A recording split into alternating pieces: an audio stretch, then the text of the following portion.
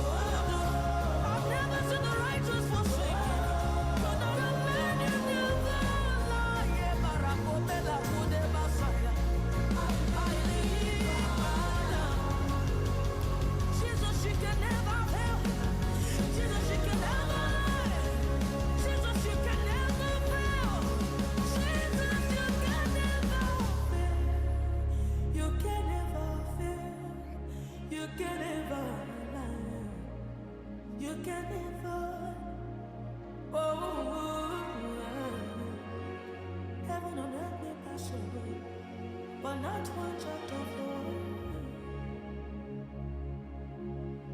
Jesus.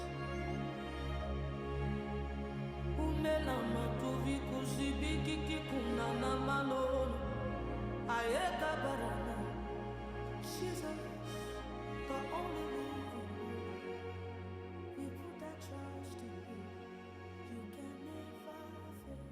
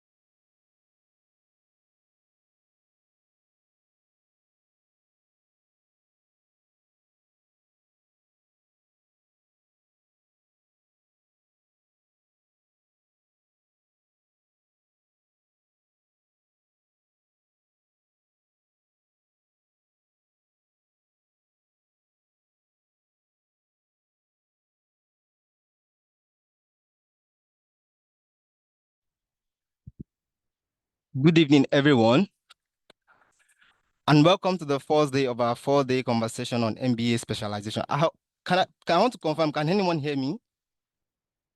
We can hear you. Oh, okay. Hello, Peter, we can hear you. Oh, beautiful. Good evening. So good evening, everyone, once again. Welcome to the first day of our 4-day specialization on MBA specialization. We're excited to have all of you here for what promises to be an insightful and transformative series. My name is Peteru, and I'm thrilled to be your moderator for this exciting 4-day conversation on MBA specialization. I really want to welcome everybody for joining this call. Thank you for sharing this time with us. It promises to be exciting, promises to be awesome, and I'm sure you have so much to learn at the end of the day. Because this program, we didn't just bring speakers, we brought incredible guest speakers, and I'm sure they have so much in store to share with everyone on this call. So this program is designed to provide our MBA students with invaluable insight as they explore various specialization options. Choosing the right MBA specialization is one of the most crucial decisions you will make during this program. In fact, this decision that you are taking is not just to shape you, for just this short stay in MBA school. It's for your academic journey, really, and then it will provide a trajectory to your career and opportunities that you will unlock. So we designed this program in such a way that there are 2 sections, basically. One, we'll be bringing a speaker that will talk about all the specialization. Basically, he will give us overview of all what the specialization, all the 6 specialization is all about, from management to finance to marketing to production and the rest of them. And then after which we are done with that, then we'll move to management specialization proper. So thank you all once again for joining this call. Well, our guest speaker before us, I don't think the person needs introduction, and I'm sure he's on the call right now. His name, in fact, let me just give you a brief overview of him, because I know I don't really have to do so much introduction. His work speaks for him. He's the lead tutor of CEO Brinas. He has HND in accounting, BSc in finance, MSc in finance, PGD in education.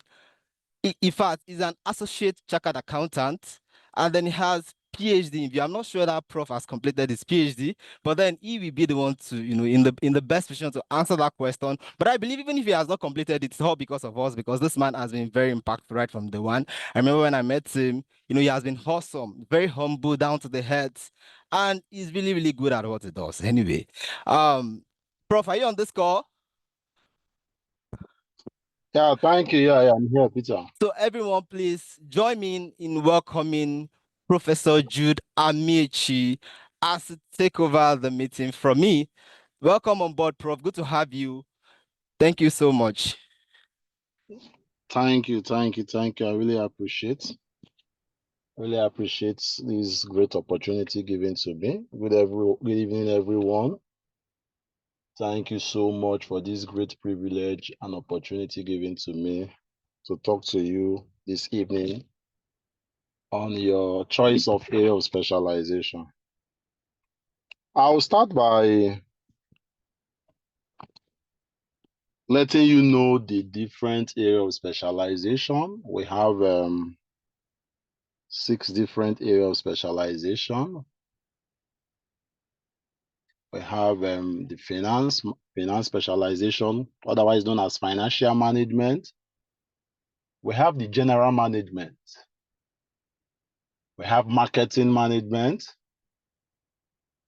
We have operations management / production management. We have accounting. And the last one is human resource management. So those are the 6 areas of specialization for UNILAG MBA program. So in choosing a specialization, you are expected to choose from any of these 6 areas of specialization. Let me repeat again. We have financial management, otherwise known as finance. We have the general management. We have marketing, operations management, human resource management, and production management, or accounting. Accounting is the last one. So those are the areas of specialization. And the second thing we need to know is that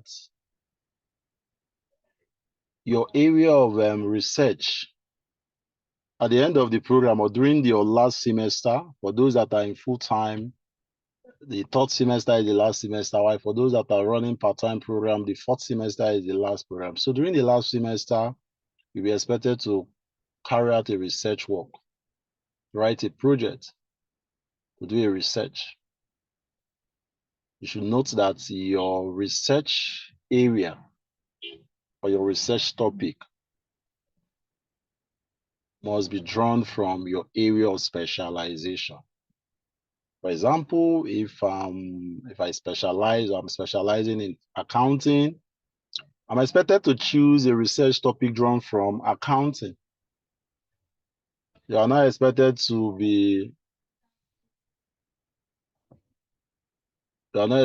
to specialize in finance and you now intend to write a project in accounting. Because the assumption there will be that you are not, you cannot be specializing in finance and be doing a research work in accounting, because you need to have a sound knowledge on that area or your research area. So we are expected to do a project or a research work, and our project topic will be drawn from our area of specialization. So you should note that. You should do that. Is very, very key. And thirdly, you are expected to do a minimum of 4 courses. Minimum of 4 courses from your specialization courses.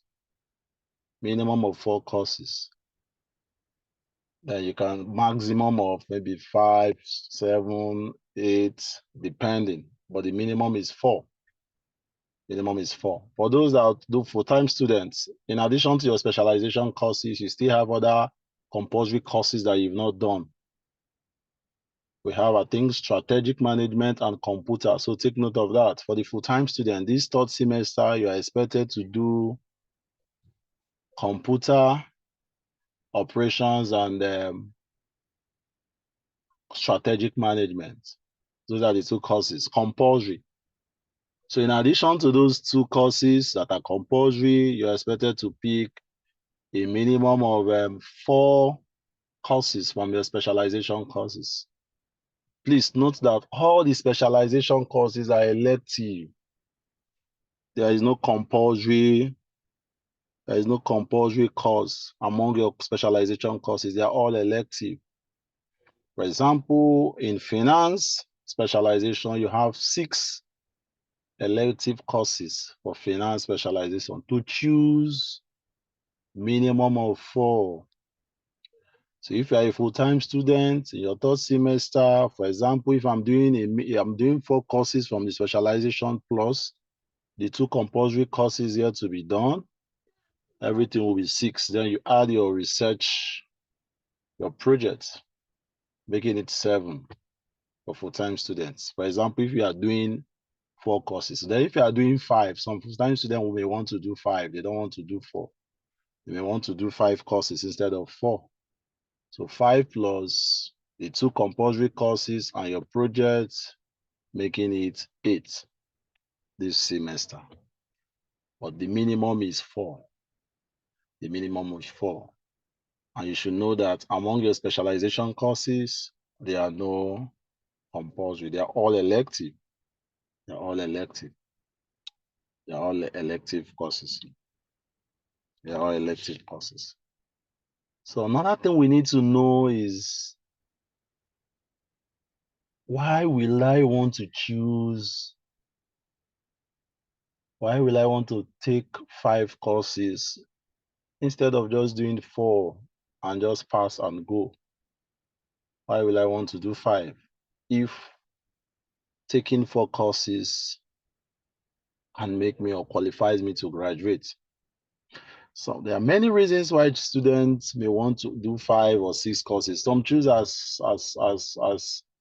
high as 6. The reason why a student may want to do more courses is one, if that student in question need to pass more courses to meet up with the minimum required CGPA. If a student is struggling or a student is below 2.4 and the student want to consolidate on the CGPA so that he will meet the requirement to graduate, he may want to pick more courses. Because the higher the courses you do, the higher the chance of increasing your CGPA. If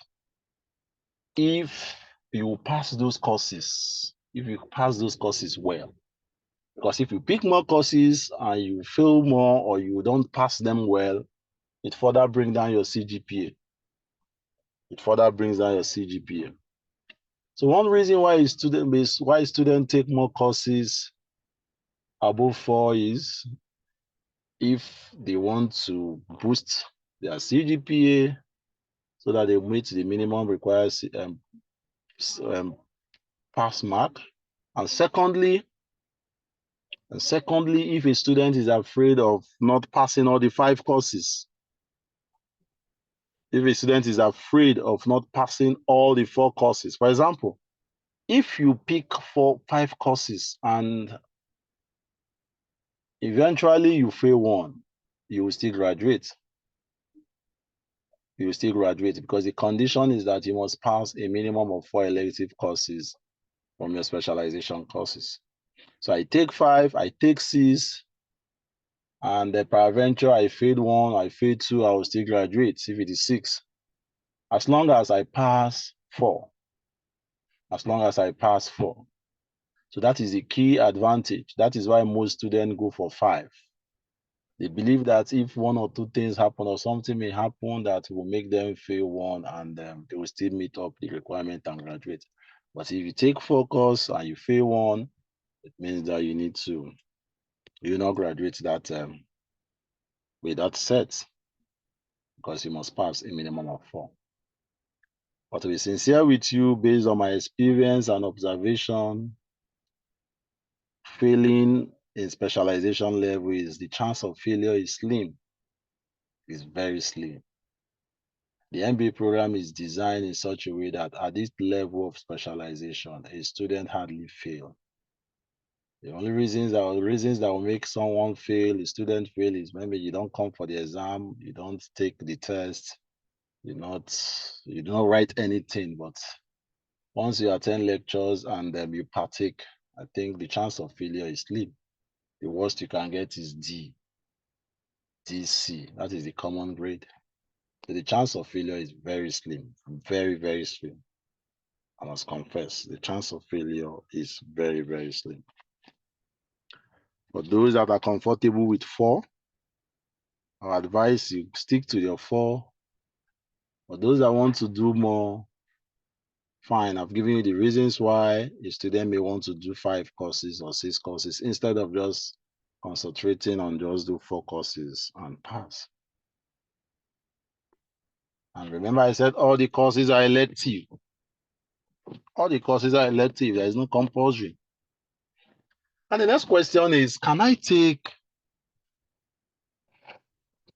draw courses from 2 specialization? Can I draw courses from 2 specialization? For example, I want to specialize in finance and there is a course in management that I like. I need a knowledge, or I want to specialize in management and I need the knowledge of maybe investment and portfolio management in finance. I need to know more about risk management, and that course is in finance. Can I be doing management and also register that course so that I can gain knowledge from that area? The answer is yes.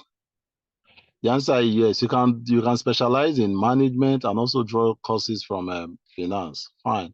But the only challenge with that is during examination period, there is possibility of those courses clashing. That is just the disadvantage or the challenge you have doing that. But if you are sure that those courses will not clash, fine, you are free to do that. You are free to do that because all the courses under the specialization level are all elective courses. They are all elective courses. But why we advise that you stick to a particular specialization in picking your courses is to avoid or to prevent the courses clashing on the timetable clash on the examination time or day. Another thing we need to know is what are the reasons?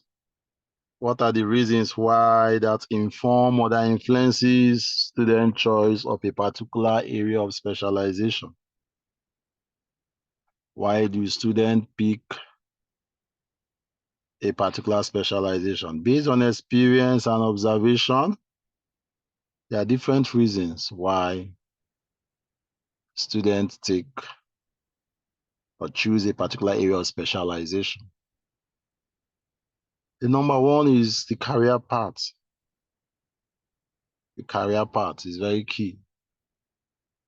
Present career path or the intended career path. One factor that influences student decision on the area of specialization they go for is their present or their intended career path. So you have to consider that in taking your decision. Should I go for management? Should I do finance? Is it marketing? What is my present career path? Or which career paths do I have interest in later in the future? Number 2 factor you have to consider is your area of interest. Your area of interest. What is your area of interest? I love finance because I have interest in finance. I have interest in finance. Finance is interesting to me. What is interesting to you as a student? You should consider your area of interest. Consider your area of interest. So that is another factor that influences decision on what area of specialization to choose. Your interest is very, very key. Another factor is to gain knowledge. To gain knowledge.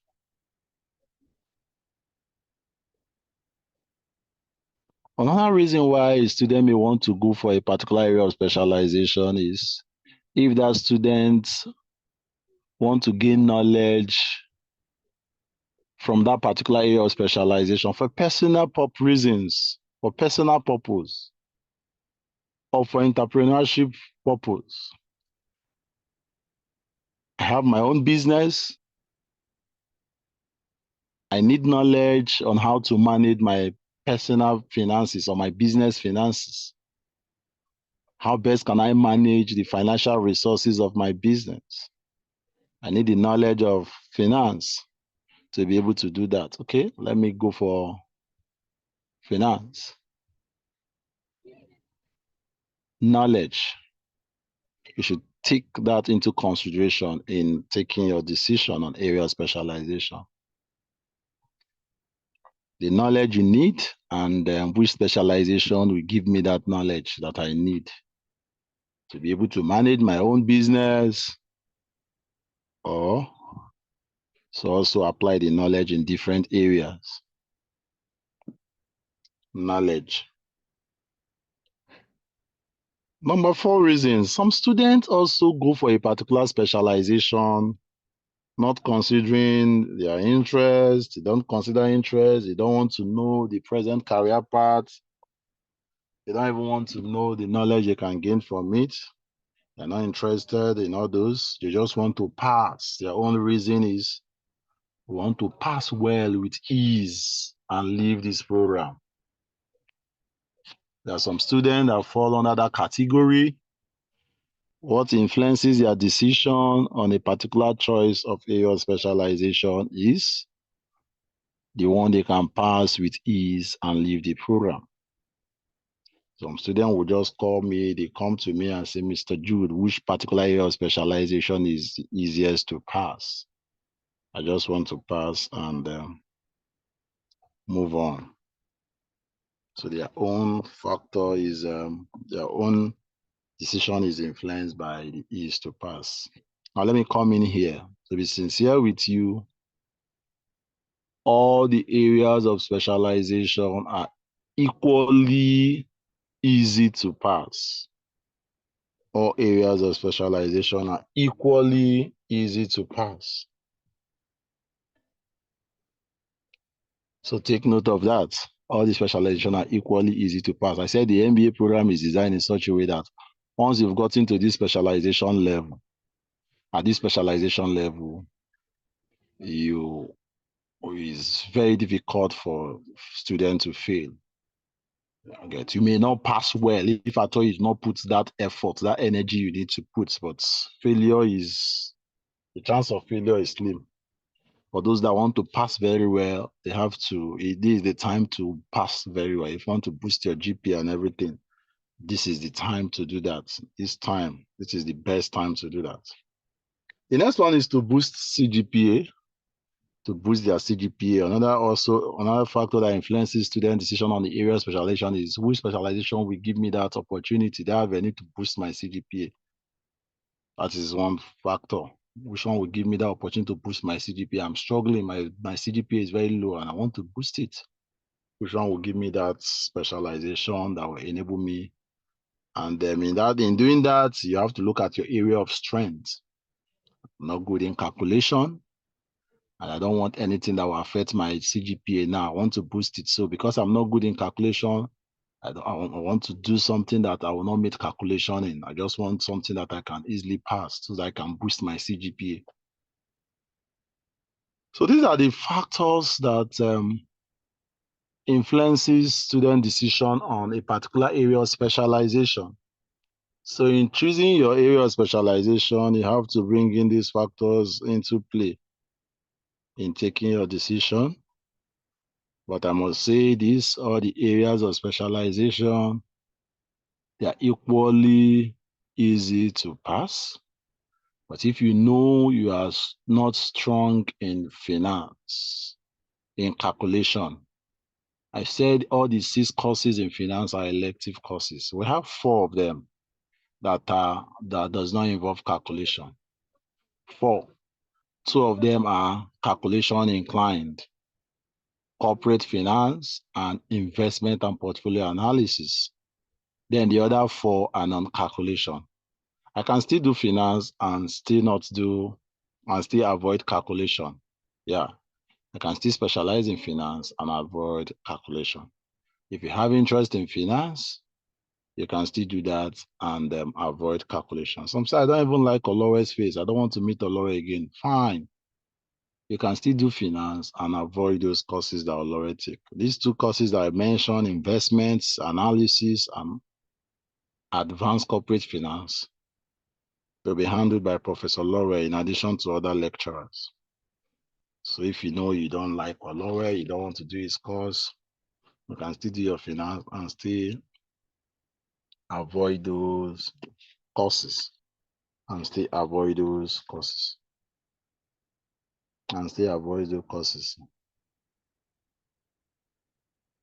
Based on experience and observation, there are three top area of specialization that most students normally go for.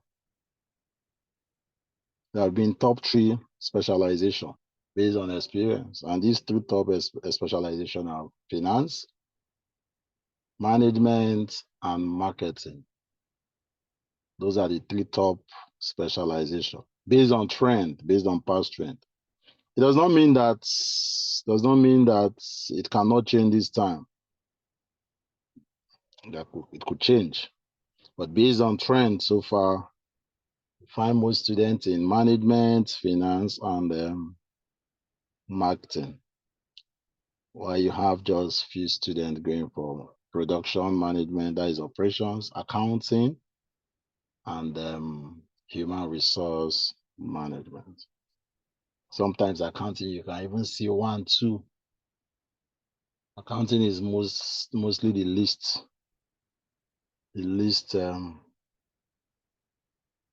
choosing area of specialization.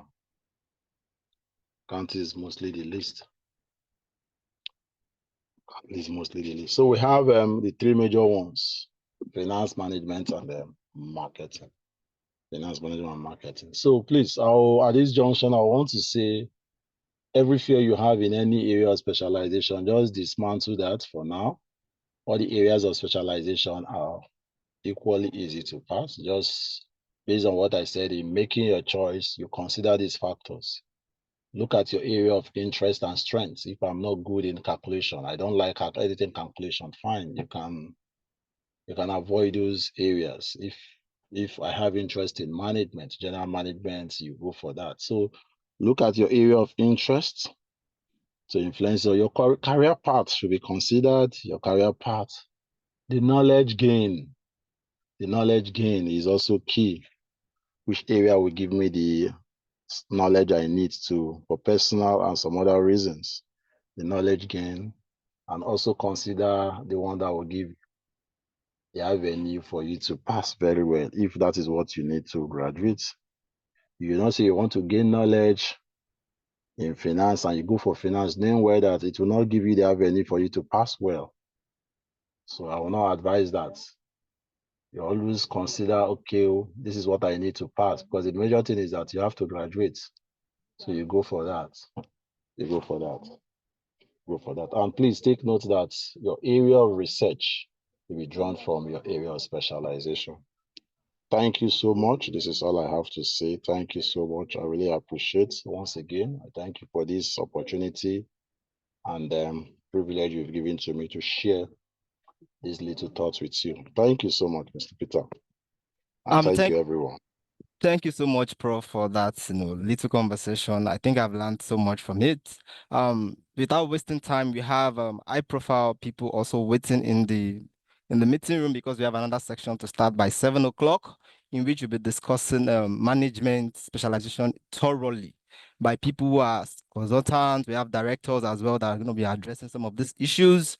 But then before we discharge Prof, do we have questions in the house? Let's just go straight to the Q&A section so that we don't take so much of our time.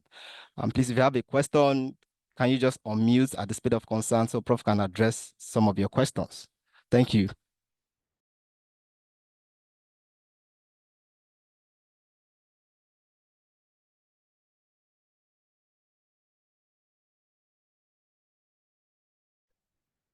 Yeah, please, I have a question. Okay, please go ahead. Please go ahead. Thank you. Yeah. On the course of this course, Prof said that one can choose from various specialization, like someone who wants to specialize in finance might as well have the need to choose some other courses from another specialization.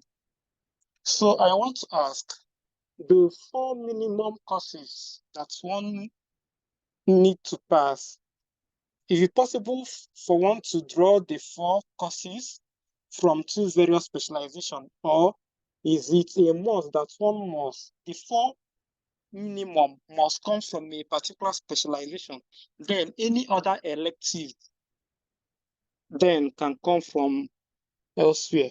I don't know if you get my question. Yeah, I get your question. Perfectly right. Okay.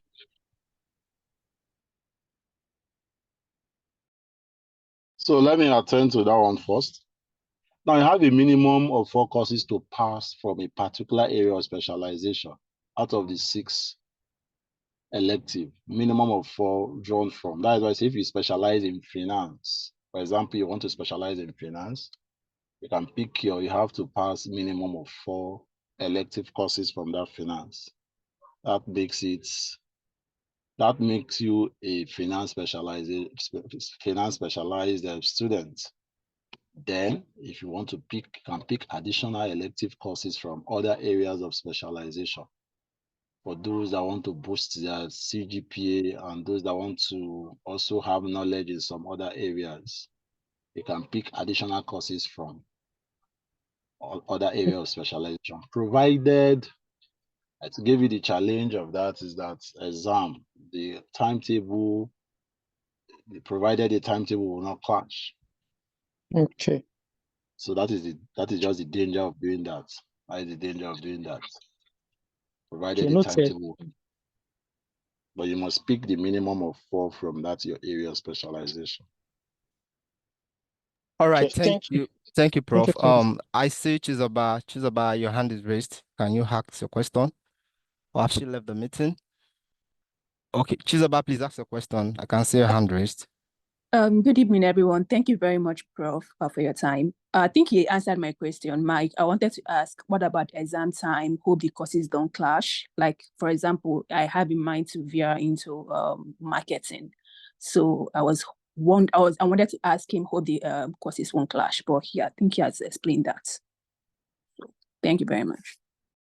All right, so we have a question in the chat box as well. Prof, somebody's asking you said how to avoid the lowest cost while specializing in finance. Is it possible to only register the 4 non-calculation courses? That's a question for you, Prof. Yeah, it's possible. You have a minimum of 4 courses. And those other 4 non-calculation courses are taken by other lecturers.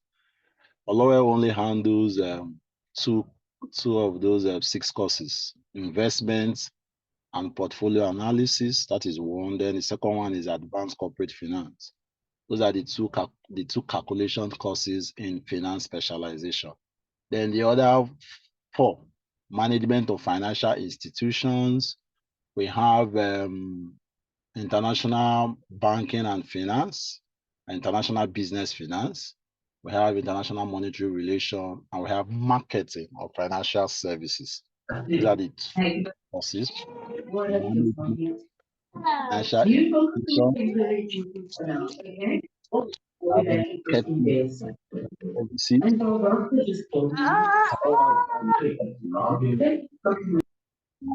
Last one is international monetary relation. So those are the 4 courses that will be handled by other lecturers that Olowe will not be involved in. So you can avoid Olowe courses. You can avoid those 4 courses taken by Olowe. But I must say this at this junction is that don't look at what happened in your year 1 finance to judge specialization. Don't look at the corporate finance of year 1. The corporate finance of year 1 is so broad, and I think that is, if not the hardest course in this MBA program. But at specialization level, they will make everything so easy. But that is why I say at specialization level, all the specialization are equally easy to pass. It's an opportunity for you to pass very well. an opportunity for you to pass very well. So they will not be that complex compared to what you did. In year one finance, you did close to about 10 to 11 topics, and they want you to have a general broad knowledge of everything. At this specialization level, they will break it down in such a way that it will not be that complex. You can as well do a lower course. Once you are good in calculation, it's basic mathematics, you can go for a lower course and pass well, because Olowe is not the only person that will handle the course. There are a minimum of 3 to 4 lecturers handling one course. So Olowe cannot be given more than 25% of the mark. And when it comes to this specialization level, it's not that strict compared to that year one time. Thank you so much.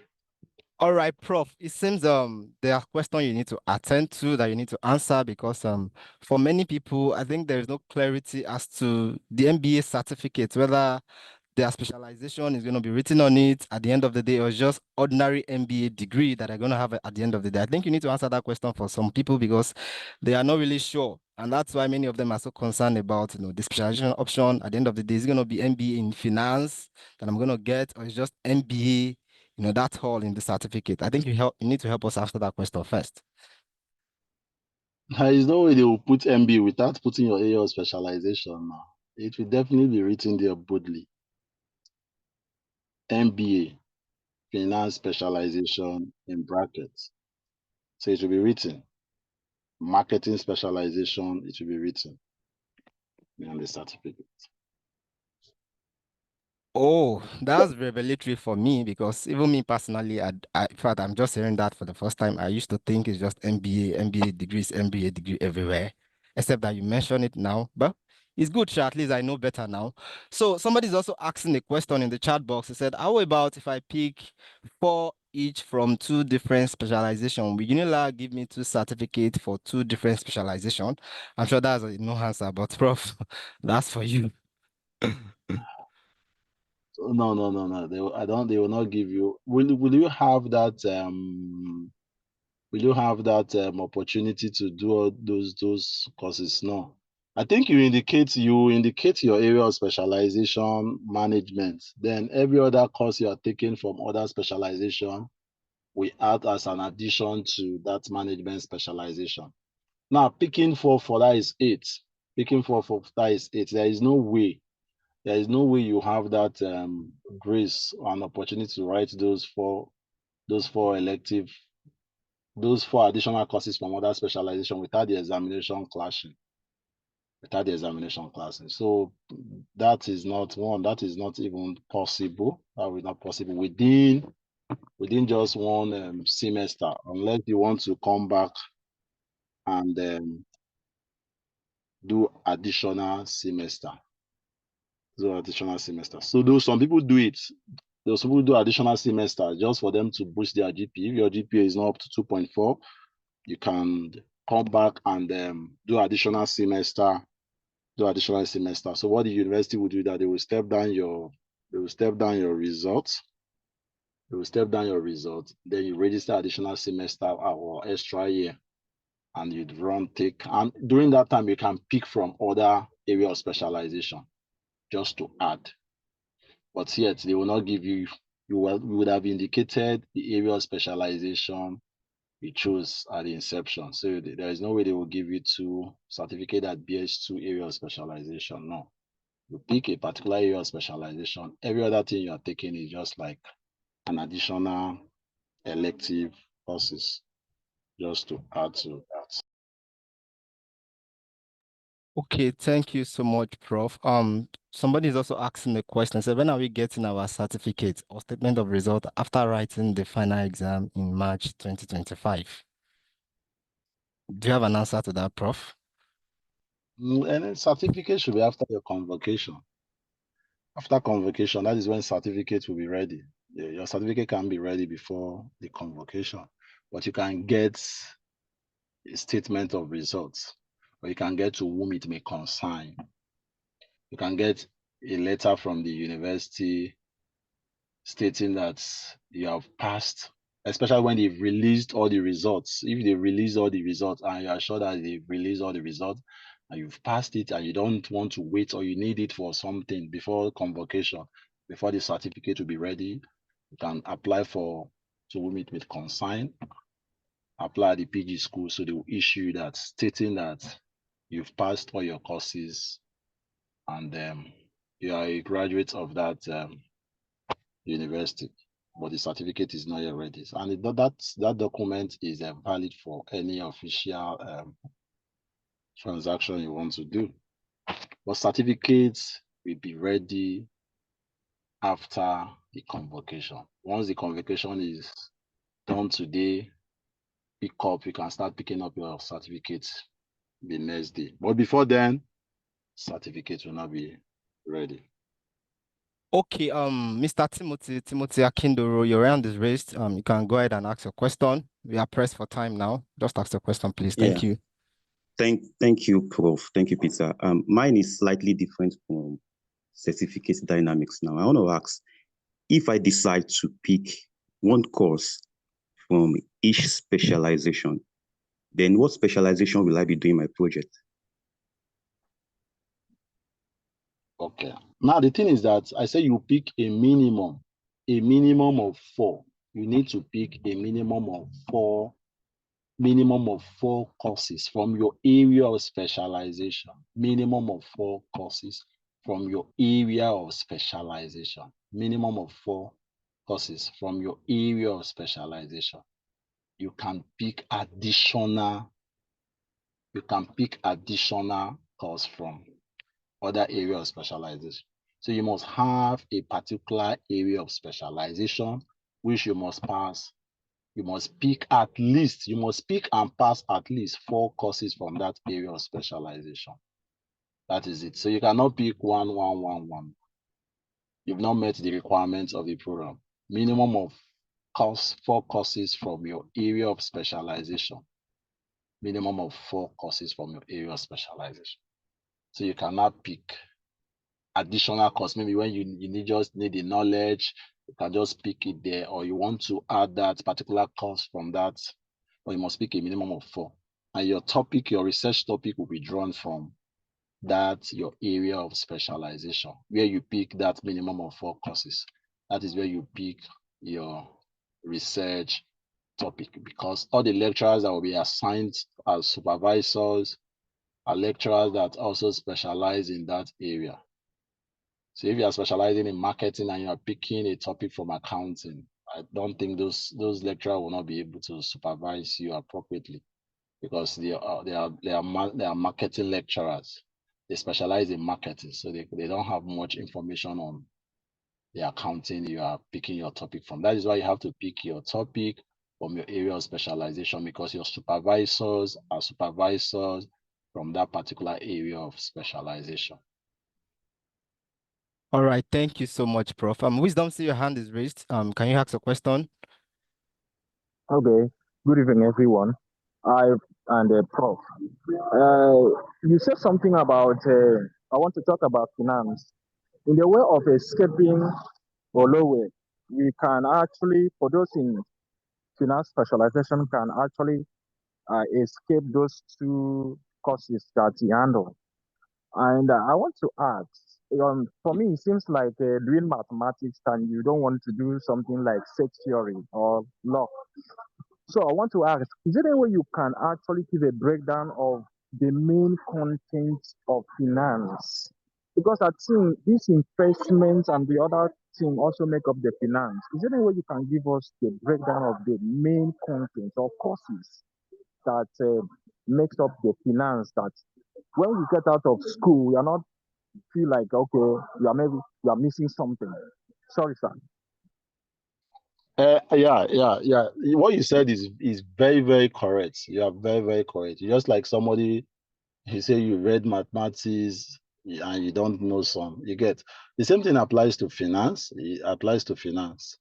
But the way the university designed the whole stuff, the major thing is that they want to reduce Olowe's power.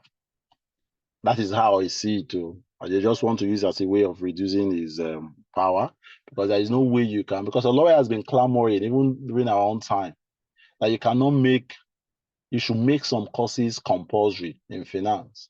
For example, like the investment and portfolio analysis, corporate finance, those courses should be compulsory for finance students. You cannot be saying you are specializing in finance and you don't do those four. You get, but the way the university designed their curriculum, they made everything elective. So you can actually specialize in finance and avoid those courses. But I always encourage students, if you know you want to do finance, try as much as possible to, if I thought it is especially investment and portfolio analysis, because that is where you have the key things you learn in finance. When you want to gain knowledge in finance, you see these three courses: investment and portfolio analysis, advanced corporate finance, international business finance. Those are the key areas of finance.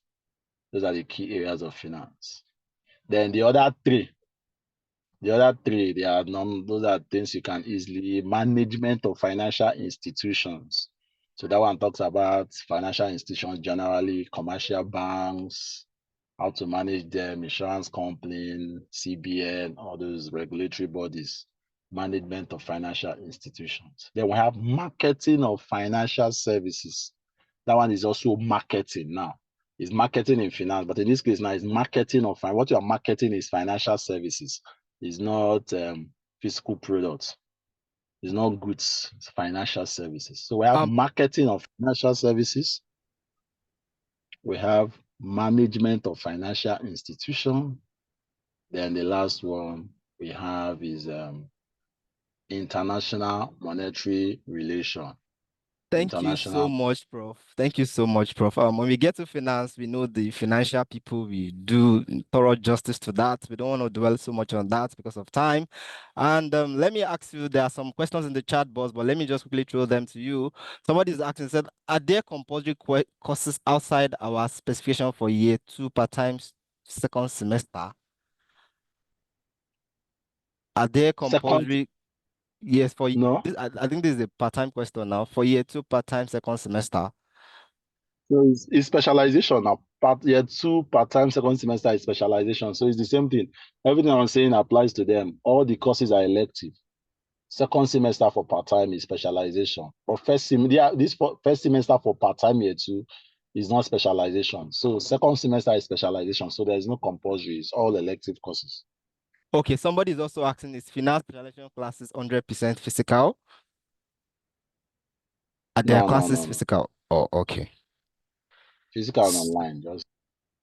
All right, at this junction, we want to bring this meeting to a close for the first section. Thank you so much, Prof, for your time. Thank you so much. Thank you so much. I'm sure people have learned one or two things in the room, and we'll pick it up from there by 7 o'clock for people that will be taking us for specialization. We have high-profile guest speakers coming to take us for the specialization sections. We have directors, we have consultants. And I tell you, this is going to be so much interesting because these people are going to be sharing their experiences with us. They're going to be sharing their, success story, their mistakes, and all of that with us. So you guys should watch out. By 7 o'clock, we are starting another section thoroughly. So for now, we'll just do like 3-minute break. I said that the time is 6:57 already. We can go on 3-minute break to digest what it is that Prof has given to us for now. Then we come back by 7 o'clock. You might decide to be in the meeting and not log out and just stay tuned, whichever one that is convenient for you. Thank you so much, everyone, for joining us on this call. It's really be an exciting one. Thank you so much, Prof, for your time and attention. And thank you, everyone, for joining this call. We'll see again by 7 o'clock on dot. Thank you so much.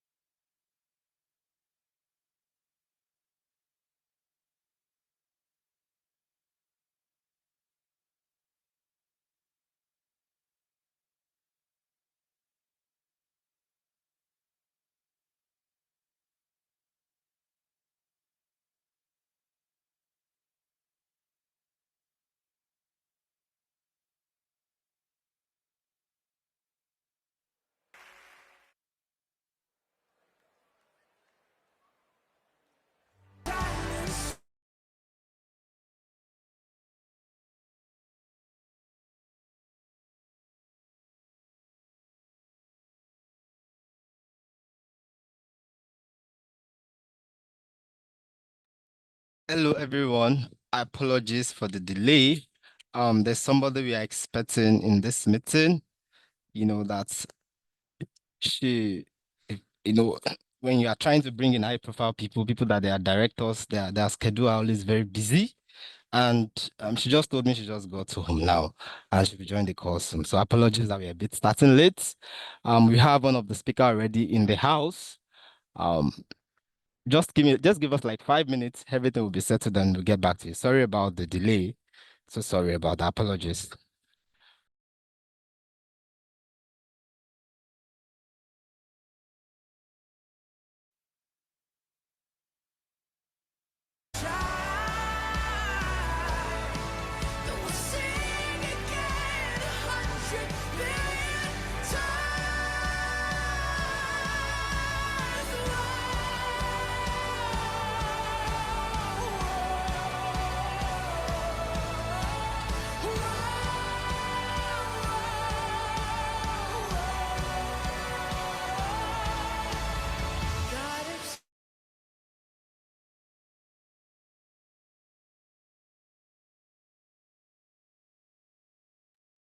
Good evening, everyone, once again. Good evening, everyone, once again. Thank you for joining this call. While waiting for her to come on board, Sister Oluwabunmi Akinribide, she's there on the call. Let me be sure she's still on the call. She hasn't left. Sorry.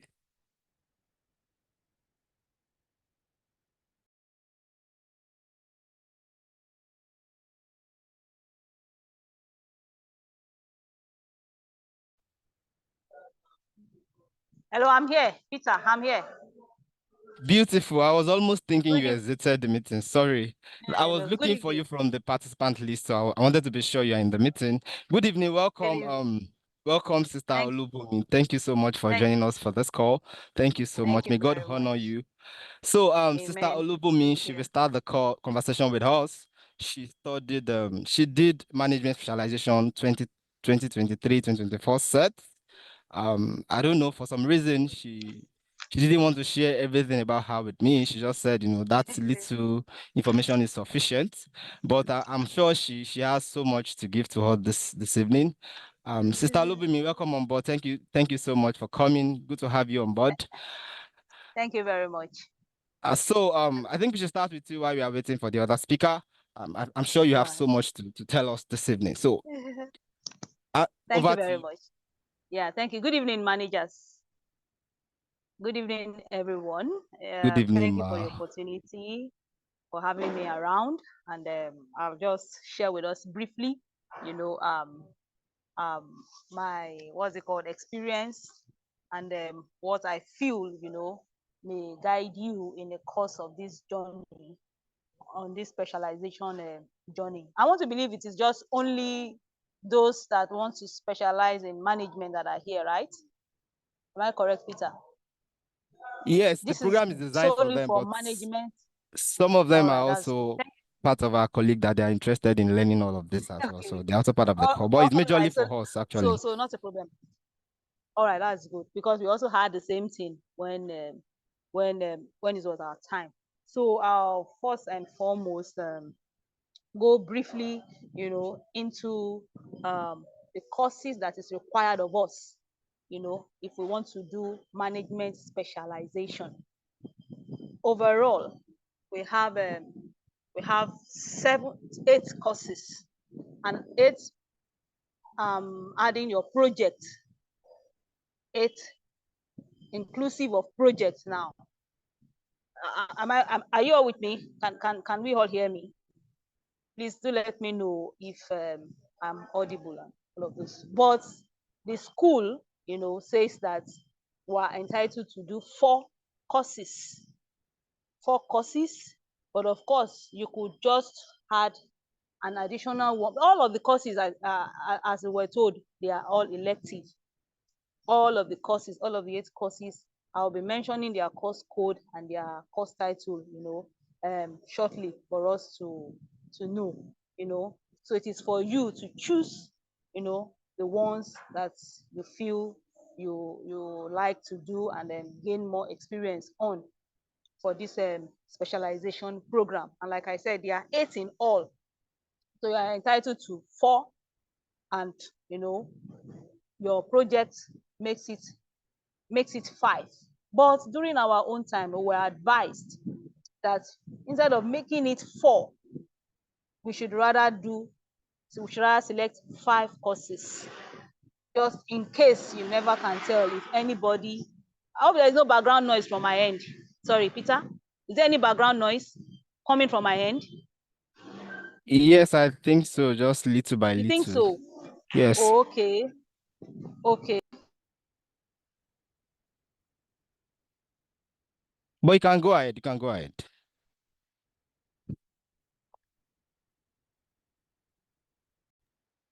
Okay, so we'll just manage that, please. So out of the 8 courses, you are meant to do 4. That is from the school requirement. But we were advised, by our superiors that, well, just to give allowance, should in case you want to boost your GP, you could make it 5 overall. Then your project, inclusive, that would now give you 6 courses. So I'll be listing out all the courses. I want to believe you are privy to all of these courses. So you have strategy and structure, comparative management, corporate planning, international business, organizational development, entrepreneur, and environmental analysis. So your project makes it 8, and that is compulsory for everybody, and it even carries the highest unit, while all others, has 2 units credits overall. So what I did, I'm going to be talking from my own angle right now. So I registered for 5 instead of the 4 that we were advised to do. I registered for 5 courses instead. And then, of course, I added my project to it. So that makes it 6. So I did 6 good courses to round up my specialization program for management. So I'll be listening to you shortly to those 6 courses that I did. I took strategy and structure. I took corporate planning. I took research. Sorry, let me leave research out at this point now. So I'll start again. I took strategy and structure 1. I took comparative management 2. I took corporate planning 3. I took international business 4, and I did organizational development. That's 5. Then my project makes it 6. So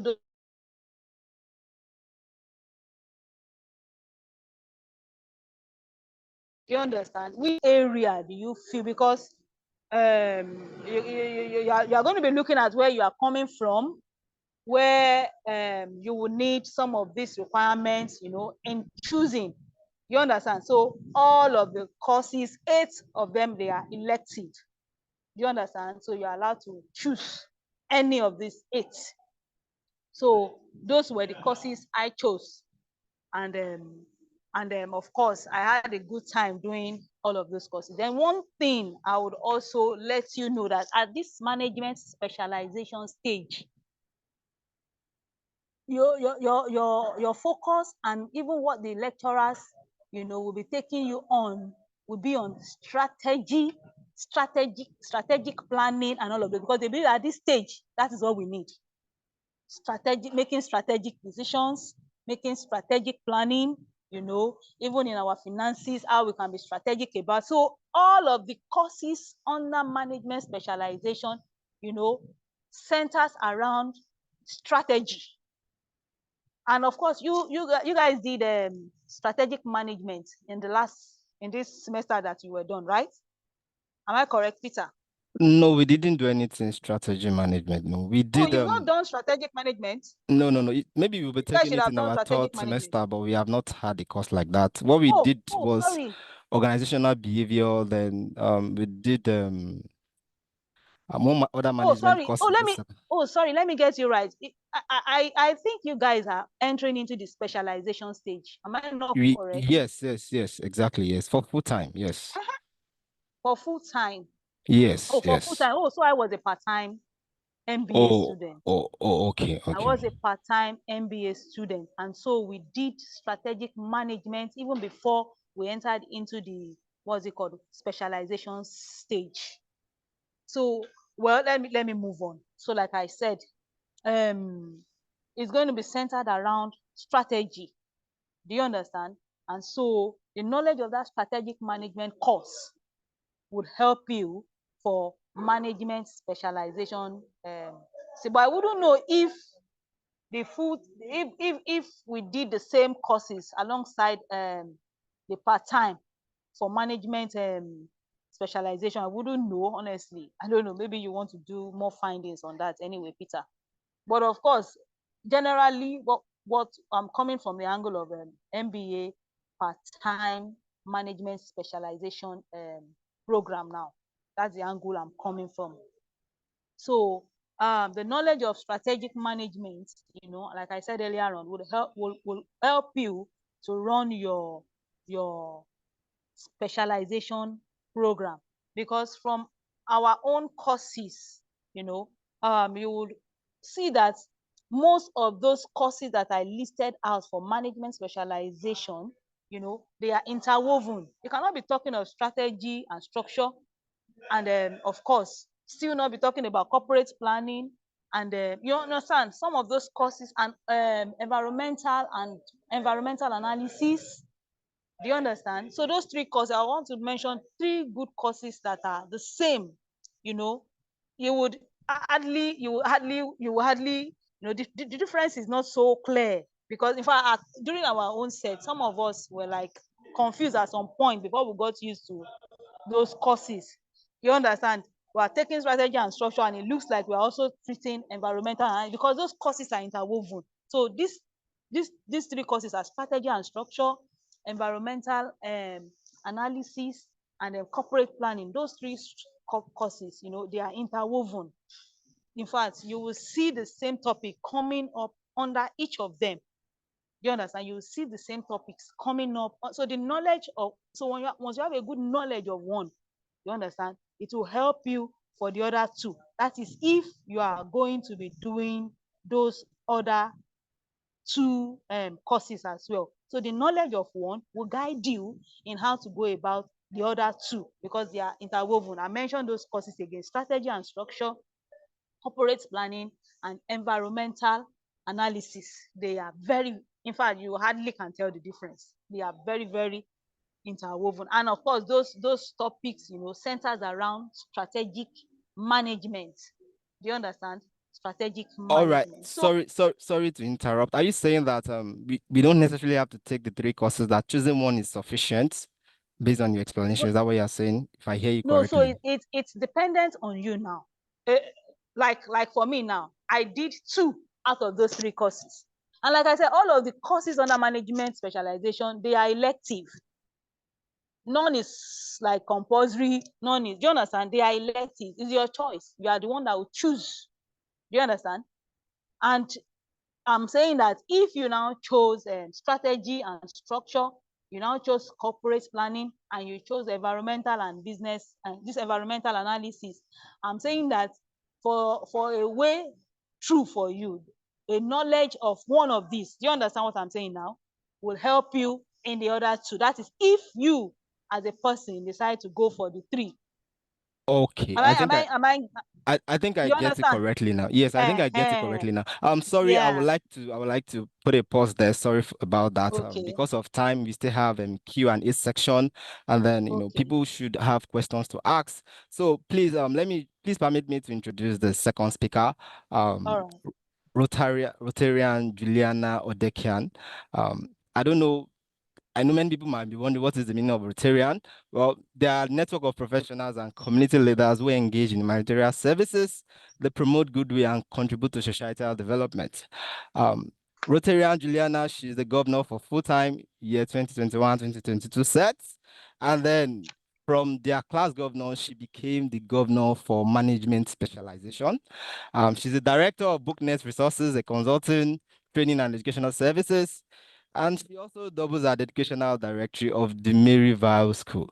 I don't want to say too much about her. I'm sure she has so much to tell us. Rotary and Juliana, Sister Oluwabunmi has talked so much about this specialization, the courses we need to take. We just need you to tell us the practical experiences about management. Why do we have to do management specialization? We would like you to, take your conversation in that direction for us. We want the practical experience. Why do we have to do management? Why not finance? Why not accounting? We need all of these things from you. We need practical knowledge of why management is very important and why we should choose management above other specialization. Thank you so much, Ma. Over to you, Ma. Thank you so much for coming. Thank you, Peter, for having me on board. Good evening, everybody. Like he rightly said, my name is Juliana, and I was a full-time governor. I like to say it in the past because it's in the past for me, actually. We're done and dusted. Hopefully, we'll be graduating next year. Now, like Oluwabunmi has rightly said, we had courses to pick from, and I would say here categorically, most people didn't actually know which specialization to go for. In fact, I remember I had to tell somebody, go and, go to finance. You're wasting your time in management. I mean, in HRM. I mean, what's a young guy like you doing with HRM? Go and do finance. And then we had people in HRM, in marketing, who ordinarily should have been in the management specialization. People were just looking out for the cheapest courses to study. What they just wanted was an MBA certificate. For me, it wasn't like that. With my many years of experience, I knew what I wanted to do. I knew that if you had every skill in the world, what you would need is management, how to apply those skills in the right proportion and in the right order in order for you to achieve success.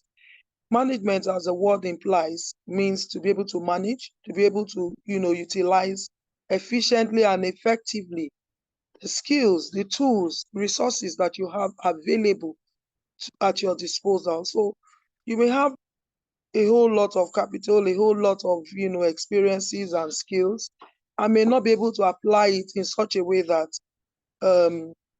you have to, so that you can achieve required success.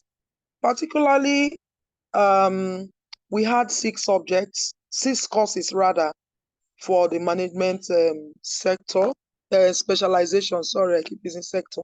And if you look at the chart area, you would see that I had streamlined them as a governor because I had gone through the course overviews and discussed with my classmates then, and we agreed we wanted to do the same courses because we all had same mindset. It was a fantastic class, I will tell you. We had same mindsets. Everybody wanted to do what they would do because they had a goal in mind. So that's one thing you also have to have in mind, a goal.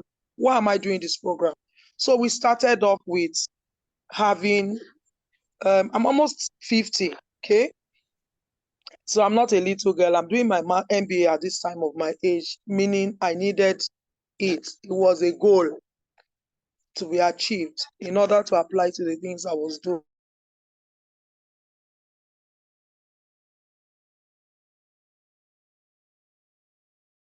I was coming in. We needed to do this and the rest. So I said, okay, so coming in to do MBA. I was going to specialize in marketing, and I said, no, I can do marketing. I had actually done marketing as an online course with Coursera and then with Future Learn.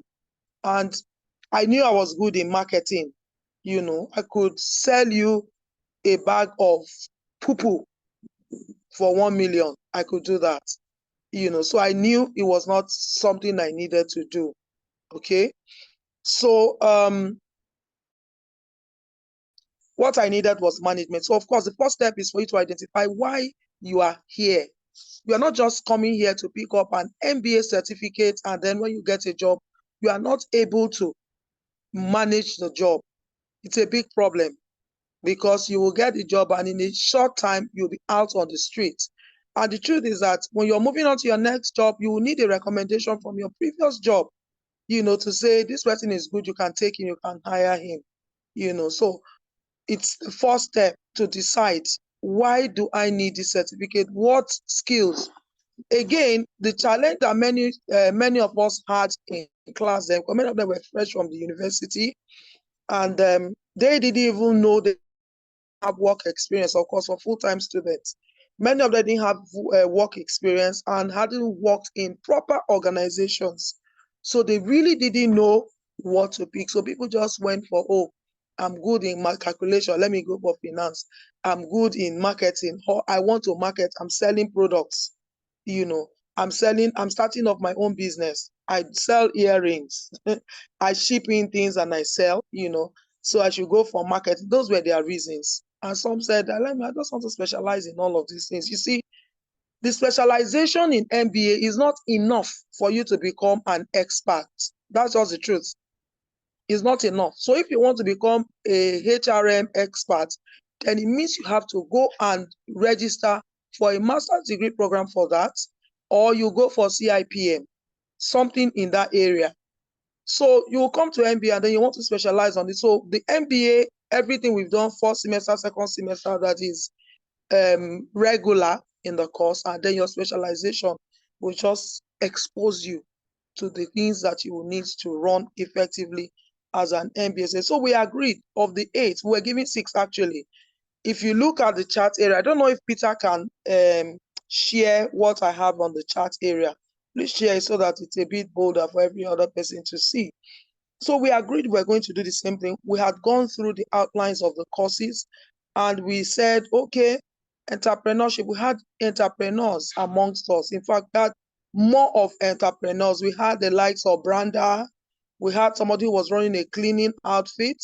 We had somebody who was shipping and selling scents and the rest. We had people, I was running a school and a consulting firm. We had people who were doing outfits, businesses and the rest. So that was how our class was made up. So everybody ran entrepreneurship.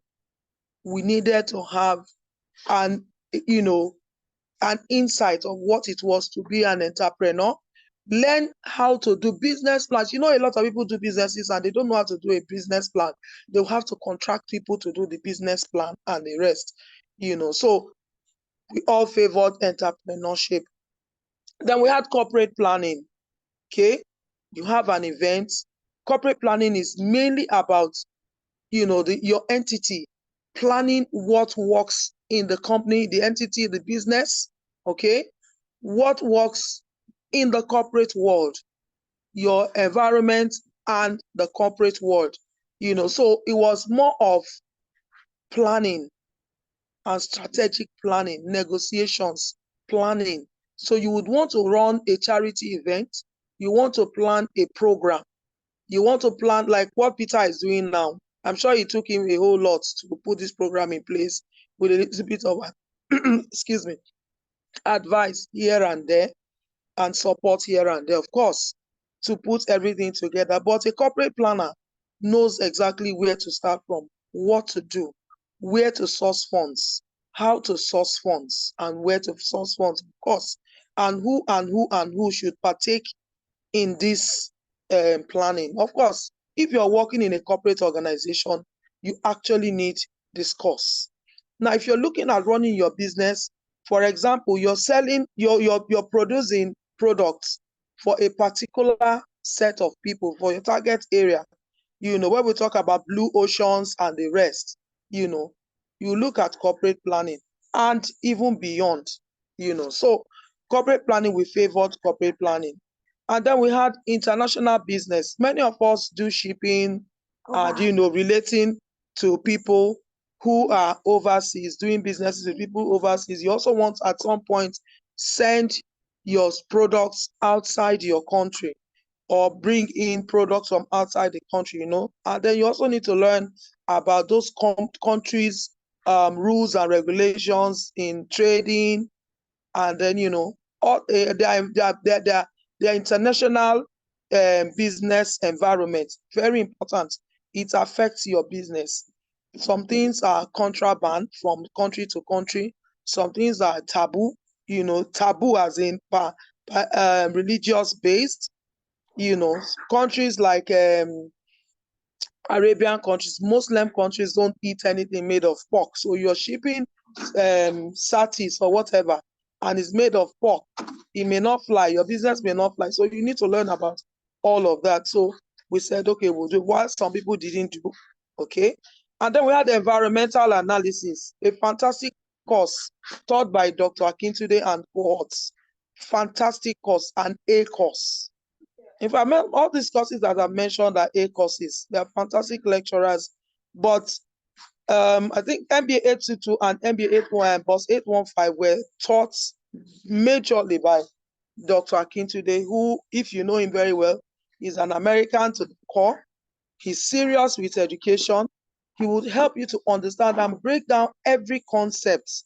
We became friends. We're like pals. You could call him up and say, hey, guy, you can imagine how many lecturers would you do a guy with? Okay. So he was a fantastic lecturer. He also managed, I think my project was based on this, BOS 815, decision making and international business. Decision making and the influence of the environment, business environment on your decision making. Fantastic projects. In fact, I used my own school as a case study. He helped me, worked with me, was fantastic having that. And for every businessman or every business, your business environment is key in whatever you do. It helps you to have an insight of what happens around and within your business. So both internal and the external environment, is looked into before you take your decisions, etc. There you will also be looking at Michael Porter's 5 forces, where you are looking at competitors, suppliers, buyers, etc. It's a fantastic setting for anybody who is interested in proper business administration.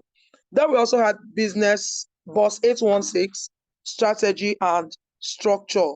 The lead of that course would always not be around, but we had other lecturers who would take the course. There we have Dr. Oshinowo, Dr. Wale Oshinowo, female lecturer. We also had Dr. Edegwa and so many other lecturers actually that came on board that course. Now, and then we also had comparative management. Comparative management was more or less like comparing the different types of management.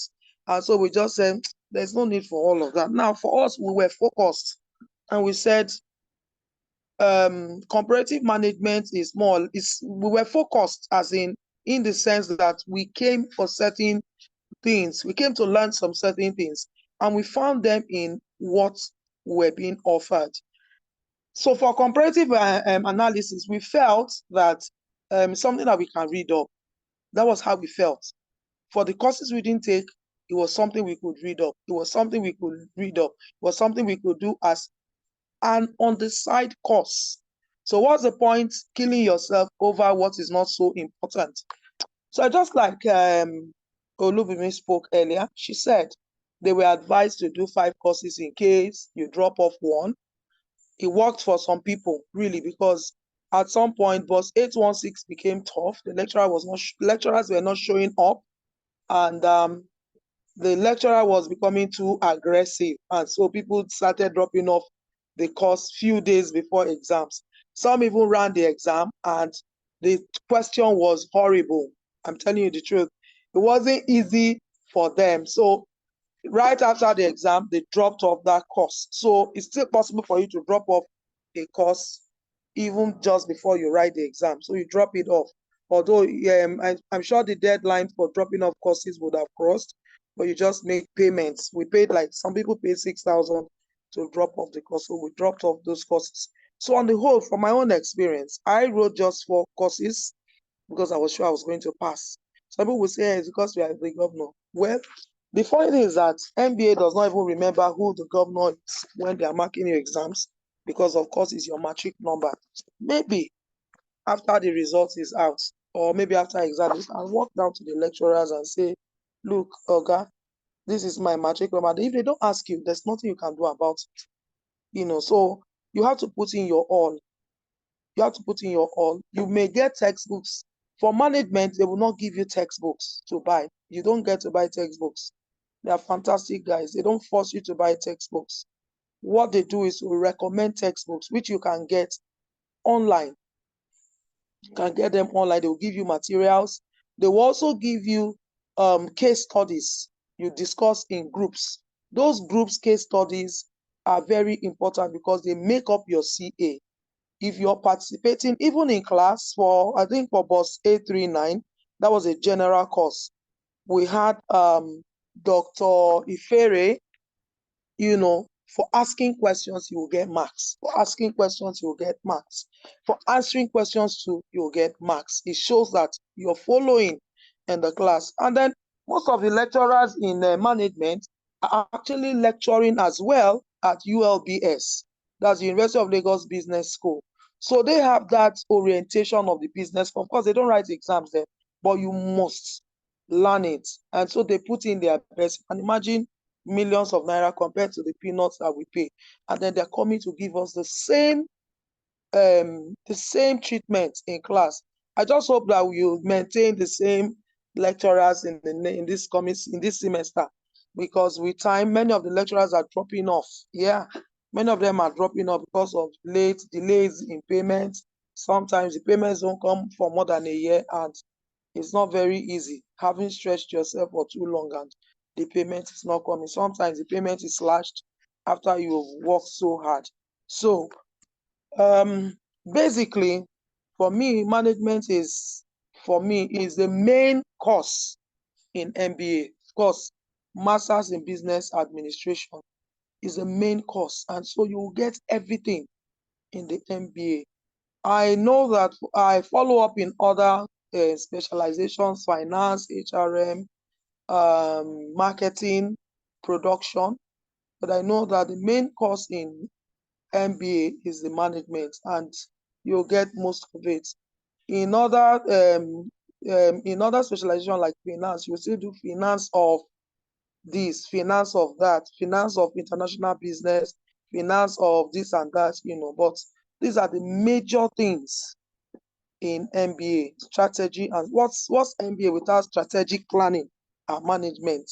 What's MBA without analyzing your environment, your business environment?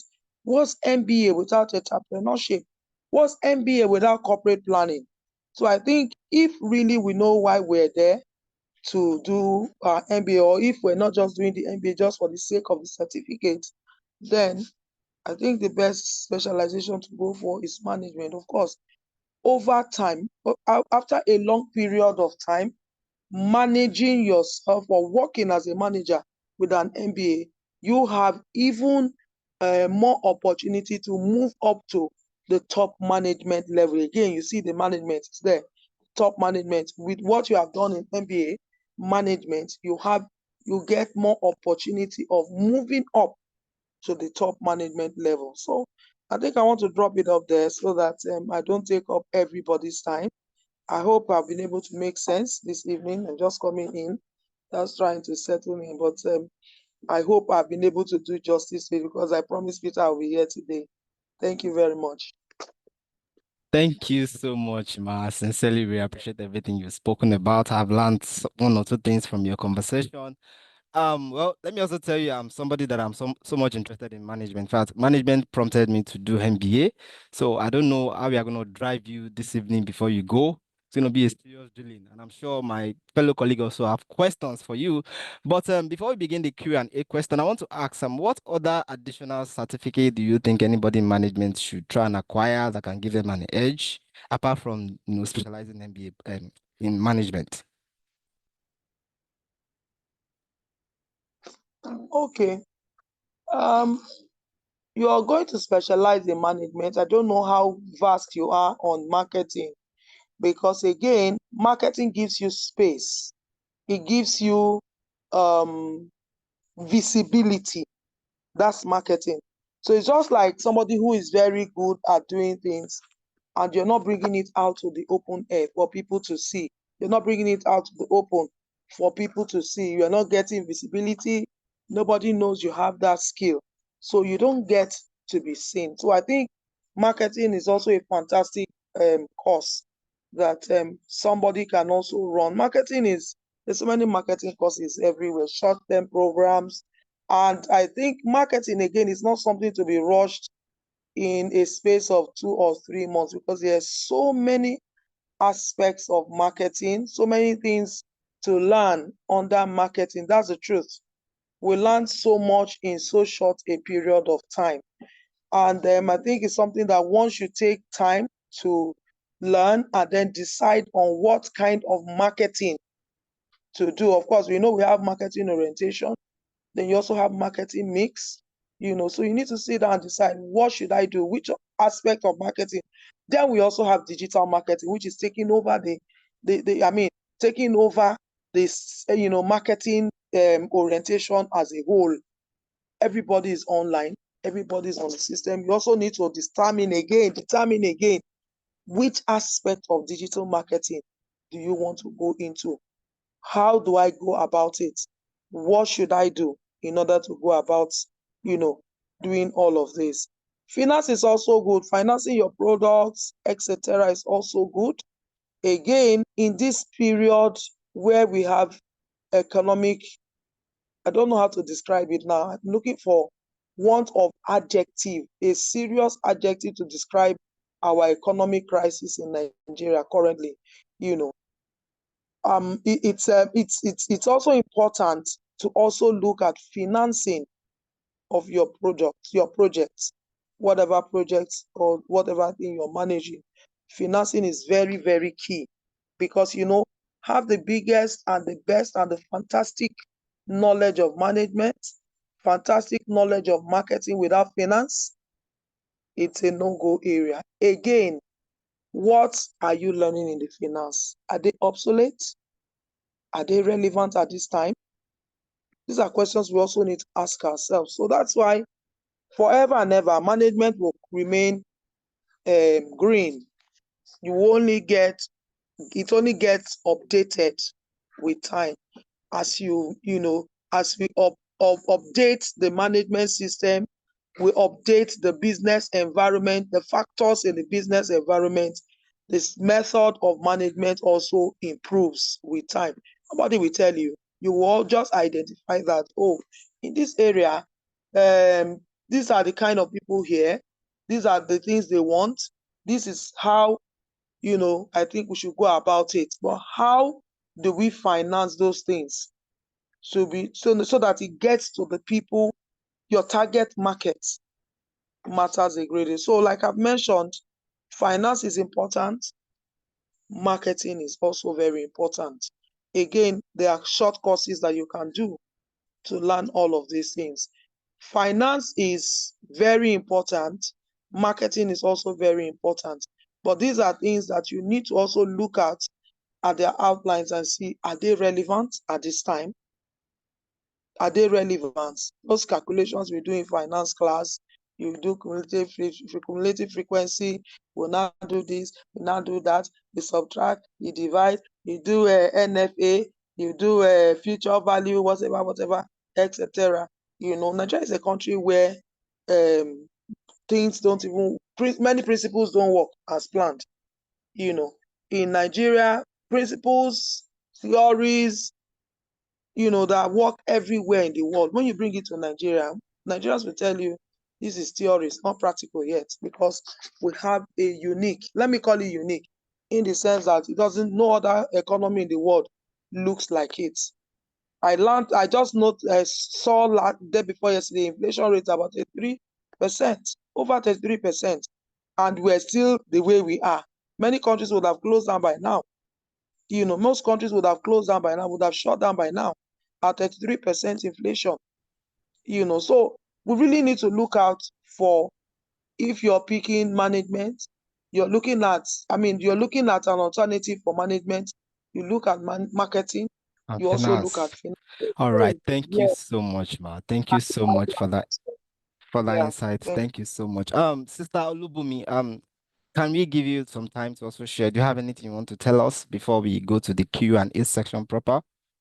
Well, I think Juliana has spoken well, honestly. She actually, went deep into the whole thing. But basically, as adults, we all know what we want, really. You understand? Though management specialization has the largest number of students, in this program. But of course, we still have some people that made their choices, they were firm on their choices to go to other specializations. You understand? So that is why I said, in all of this, it is dependent on what the individual, wants. You understand? So it's a choice, really. It is a choice, really. But for me, I took on management because I see it as what I actually needed. Do you understand? In fact, I could tell you for free that in my finance, I had an A. And my colleagues were like, Bubi, go and specialize in finance. I said, no, I don't need that. Do you understand? It's not about that. So I see management as very useful for me, at this level of my own life. You understand? I actually need it. Do you understand? All To right, make thank you decisions and all of so those. much, Thank you Sister very Bumi. much. Thank you for my. But I want to ask you a question. What advice do you have for students still deciding between the specialization? What advice do you have for them? People that they don't know which one to go into, whether to do finance, whether to do marketing, whether to do accounting. What advice do you have for them? Yes, you would have students in that category, even till the date of the, they normally give deadline for course submission and all of those. Even at that very point in time, you still find that some students are not decisive. So my advice is that everybody should be, should make up your mind on time. You understand? There is no need delaying all of those things. You have a reason for paying. You paid for this program as an individual and as an adult. You paid for it. So I believe your decision should have been made from the very onset. So I would advise that everybody should make up their mind on time. Thank you. Okay, so one more last you. Sorry, I have to ask you this. What are the common misconceptions about this specialization that you like to debunk? What are the common misconceptions that people think, oh, this thing is about management, and that you feel, no, it is not true? Is there anything like that for you? Well, well, from my colleagues and friends, when we gathered to talk, particularly for those that did not do management that went to other specialization, there is this belief that they really do not need management and all of those, and that they are, you understand, they're able to manage whatever it is when it comes to management at all. They are in a particular field and all of this. Well, I would say that yes, there is need for management level. You need to, learn how to, you need to understand how to manage your finances, even as a finance specialist, even as an accountant. You need management. Whatever specialization you find yourself. So I would advise that, yes, we all need management. So every misconception would actually be dropped, and let us face the real All thing. right, thank you so much for Management, your life time. itself is all about management. Thank Thank you you. so much, Sister Bumi, for your time. Rotary and Juliana, sorry, I have one question for you before we go to the Q&A section proper. I know I saw your profile. Your profile is so interesting. I like everything I saw there. I just want to ask you a question. Based on your profile so far, looking back, what do you wish you had known before choosing this management specialization? Like looking back now, what do you wish? Oh, I think I wish I had known this before going into it. Is there anything like that for you? Well, I'm just thinking there's really nothing for me actually in it. I think it just went as I got a whole lot of eye openers, sincerely, and it helped me to straighten out so much fears I had managing my business, and it helped me become bolder at what I did. I think the only what I should have known before then is I wish I had known this would be better years back. I should have done this years back. I think that was it for me. Should have done it many years ago, maybe. I would have been better than where I am today. I think that's it for me. All right, thank you, Ma. For some of us that we aspire to be managers, not just managers, we want to rise to the topmost of our career in our different field. And for me, I'm an engineer by profession, and the reason why I'm coming to MBA is because I believe I want to get to a point where I can become the CEO of my organization, not even the current one, maybe perhaps in the future, and that's why I'm doing it. But I want to know, what does the future hold for somebody like me? What do you think, a typical career in management? What is this tragedy? Like the trajectory path for anybody that's doing management? Is it that everybody we do management and rise to become, managers and rise to become the top in the organization? What do you think? Do you feel it's just a misconception from my side?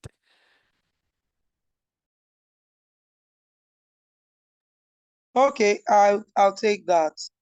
So what it does is, for you as an engineer, you become a better planner. Okay, we talked about corporate planning. You become a better planner at the dispensation of your tools, resources, and even workers. Number two, it helps you to start thinking of, oh, maybe I should start off my own engineering firm.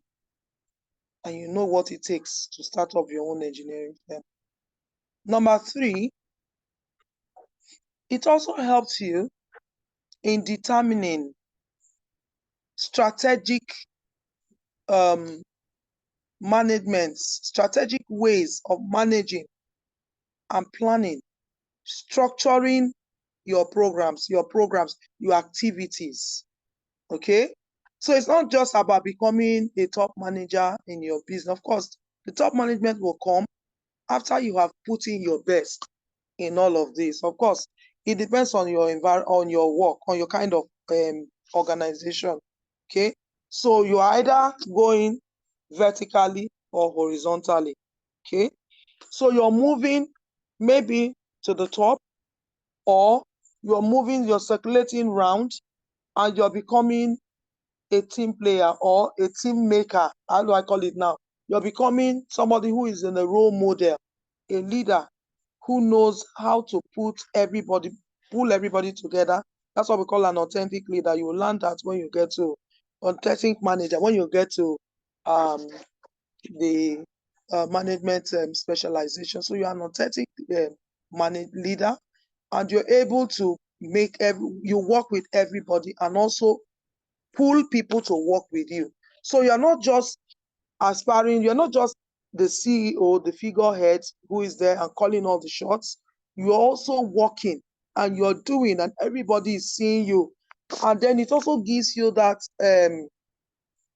how do I call it now? It gives you that sense of self-actualization, that I'm doing my work and I know my onions. So it's not just being the boss. Okay, I'm the education director at the school where I work, but I know that I'm able to mentor everybody who works under me, including the cleaner, including the drivers. I'm able to mentor them. I'm able to work with them. I'm able to manage them. Even with their many weaknesses, I'm able to find a strength to support them. So that's basically what happens to you when you become a proper manager, not an auxiliary manager. Of course, there's some things we learn, we do from maybe our, how do I call it now, our street wiseness, or from wisdom, natural wisdom, But many of those things I call them traditional methods. We call them traditional management. Traditional management, yes, that's what it's called, traditional management. There are the standards. We have the standards. So you are not able to you go by the rubrics, you go by the standards, and you are able to achieve your 100% success. Thank you. Okay, so our time is fast spent. I know so many people are already raising their hand. I think we should begin the Q&A section proper so that everybody can leave on time. Wisdom, seeing your hand is raised. Can you go ahead and ask your question? Good evening, Mark. I want to ask a question concerning this one is really about the young guys. Most time we believe that the management is supposed to be for people that work actually or aspiring for this position. But now, how would a young guy that is not yet working benefit or derive the joy of specializing in management? Would consider this fact that some people believe that um, management does not offer you a practicable skill. So how would that young individual specializes in management enjoy it in the considered like a labor market? Thank you, man.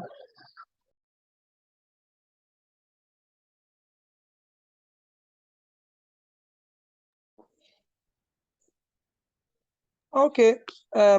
Wisdom sin. I really don't understand what you mean by young man and laborer, really. But let me take you through this route. So you're talking about somebody who is working actively, moving around, probably in the production line, where you produce things, you're moving from here to there, etc. So probably you will be specializing in production or in marketing, where you have to go about from one place to another, or you're marketing online, you know. Also in management, you also have active job in management. So what you're going to be doing as a manager is what you're currently doing, you become better at managing it. Okay. So even as a marketer, you also need to learn the skills of management.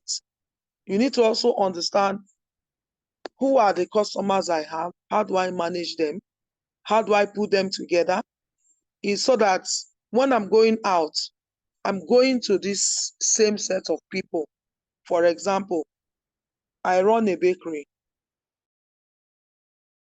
Okay, we have customers all over, but I have some customers who are concentrated in one area, concentrated in another area, and in another area, and in another area. You have your channels of distributions. All of these are marketing. Now you now have to manage your distribution channels in such a way that your marketing, you're going to effectively market or deliver your products to your customers at the right time, in the right form, right shape, and at the right cost. So this is what management does. There's management in everything. Management in what is it called now? Management in what? In marketing. That's the management we talked about now. So you can be a good marketer and waste all your money in your distribution, buying diesel, buying fuel to manage, to run your business, your marketing. So you will go to, let's say, your MBA school is producing table water. You have customers at Yaba, about 10 customers at Yaba. You have 3 at Jibo, all at the same area. You have 10 at Yaba Market. You have 15 at Ojuelegba Axis, Ojuelegba Lawansin, Surulere, Odere Adeniran Ogunsoya. Now, the management comes in here now in planning how to get to your customers so that you are managing your tools, your capitals. For example, your car is a capital. Okay, the fuel you're buying, the driver you also have is your capital. Is your assets. I'm sorry. All of these are your assets, and you need to manage them in such a way that, number one, wear and tear is not much on these assets. You don't spend so much on getting these goods to your customers. Some people would think good management is going to everybody in one area at the same time. Okay. Another management decision can be, okay, the people at Ojuelegba, they always want their goods first thing in the morning. The people at Yaba don't have a problem getting their goods by 2, 3 o'clock. Ideal thing could be what? I go first to Ojuelegba in the morning. I will still pack my Yaba things alongside with the Ojuelegba stuff. finish up with the Ojuelegba people. It's the same route from Ojuelegba to Yaba. Then from there, I do what? I enter into Yaba. From Yaba, I move on to Jibo, and from Jibo, I move on back to my MBA school. All of this is planning. All of this is planning. All of this is putting things together, management. So really, I don't see management as a boring thing at all. In fact, it is the most dynamic aspect of business management, of business. The most dynamic aspect of business is management. It changes. It's all about your decision. In fact, management management is based on, number one, your business environment, and your business environment also determines the decisions you take. So the environment is different today, or the situations, the factors around you is different today. It means you are going to take a different decision today. It's different tomorrow. It means you're going to take a different decision tomorrow. So your decisions are not the same. Your planning will not always be the same. You may have a channel, an SOP, that's a standard of operation, standard of procedure for whatever. But you find that sometimes you have to bend the rules for those SOPs so that things work out effectively and efficiently. That's the key word. It has to come out efficiently and effectively. Thank you Ceteris so paribus. much. Thank you so much, man. Do you have anybody with a question in the house before we call it a day? Do you have any other Mr. question? Peter. Okay, you have another question? Yes, Mr. Yes, yes. Okay, you can shoot. You can shoot. Okay, what I wanted to ask actually, I wanted to ask, for a young man that is not working currently, is management good for him? If he's studying now, he's specialized in management. Consider that people believe that management does not have these practical skills. Is it good for someone that is not working currently now? Thank you. Yeah, let me take that. Yeah, it is because yes, no knowledge is lost. He may not have a job today, but of course, the knowledge gained in the course of the program would definitely help him if he's, if he actually took the program serious. The knowledge gained in the course of the program would definitely speak for him at the time, where when he needs it, and when the practicality demands. Yeah. All right. Thank you so much. We want to bring the meeting to a close. Sir, can I add something to that? Now, Okay. one of the criteria to sign up for MBA as a part-time student is that you must have had 3 years experience as 3 years work experience. So it's only the full time that, okay, students can come in fresh from the university, maybe after NYSC, a year or so plus before you join your the MBA.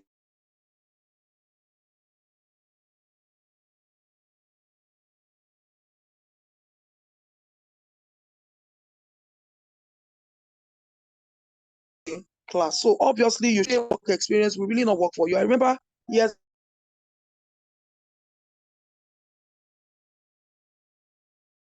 back when I was running my program in the University of Notre Dame,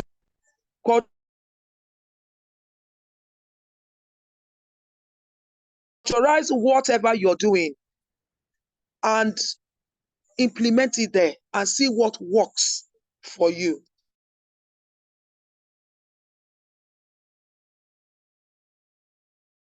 So the truth is that what is may not be exactly how you are going to implement it in your office. And so you need that experience. You need to take back whatever you're learning to your place of work to experiment. I remember those people who were not working in my class.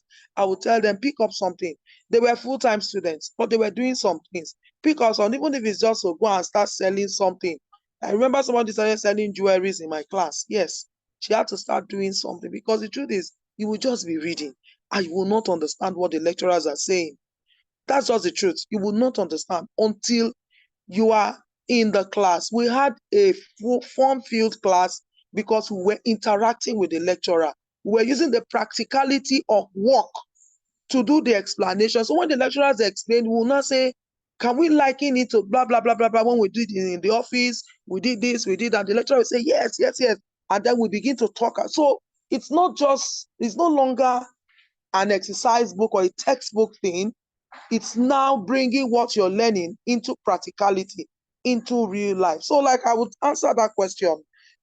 It is very important that if you specialize as an MBA student, even though you don't have a job, look for something to do. Even if it's a freelance job, go and get it and you will see the difference. You will know that there's no learning that is lost. There's nothing that's lost while you're doing all of this and learning. So that by the time you start working properly, you know exactly what and where to apply where you are when you are working.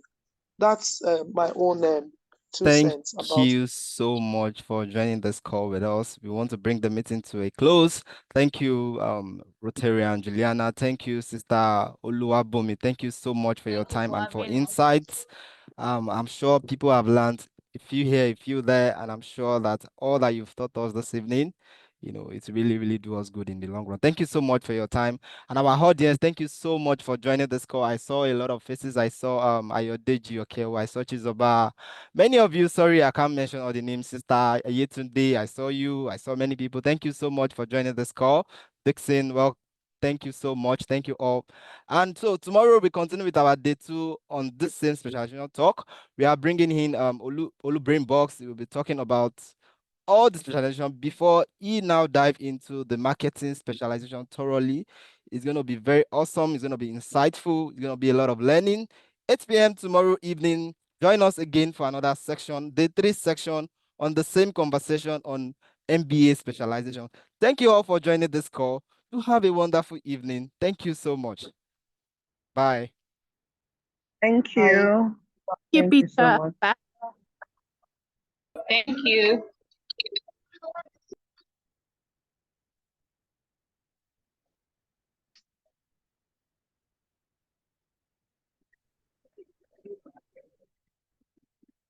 Thank you, people.